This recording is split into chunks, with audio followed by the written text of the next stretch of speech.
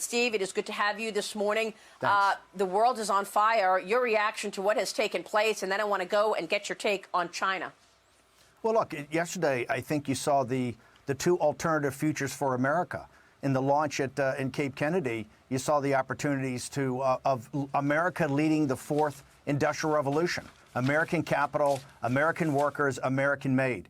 And late at night, you saw what could happen of breaking down to anarchy and racial division.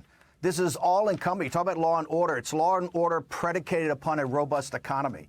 And this means American capital brought back to America to stop financing our enemies, bring American capital back for American jobs through American companies. That will make America the leader in the fourth industrial revolution. That is what this country needs. That's what the millennials need. I think yesterday's a great juxtaposition. We have two alternatives. And as Donald Trump says, nothing's inevitable. It's going to be human action and human agency that does that. I think it's now time to get focused on American jobs and bringing high value added manufacturing jobs back to the American people. If you do that, you're not going to have these problems in these cities. People are going to be too busy to do this. They're going to be too busy working great jobs with overtime that can support families and have a career, have a future. Well, this is exactly what the president is trying to do in terms of moving the supply chains out of China, Steve. And we see all of this effort within the Congress to actually hold China accountable. They unleashed this virus on the world, accidentally or not. They allowed it to leave its borders, and then they cornered the market for the very products that the U.S. needed, like the protective gear, and then had a whole disinformation campaign about it. And throughout it all, Steve, you just heard the Secretary of State.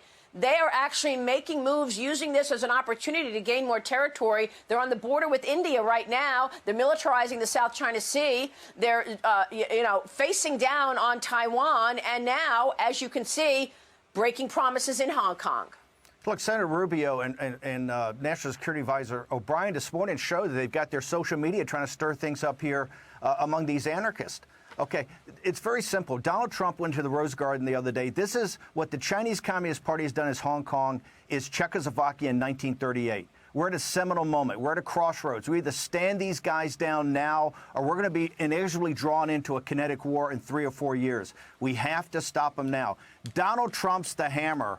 American capital and American technologies, the anvil. We must, and I appreciate the Secretary, he's been the best Secretary of State in living memory, but the measured response is this: no access to American capital, no access to American technology. The Chinese Communist Party is an enemy to their people. They're an enemy to the people of the United States. They're an enemy to mankind. They have shown this by how they've done what they did on this pandemic. It's outrageous.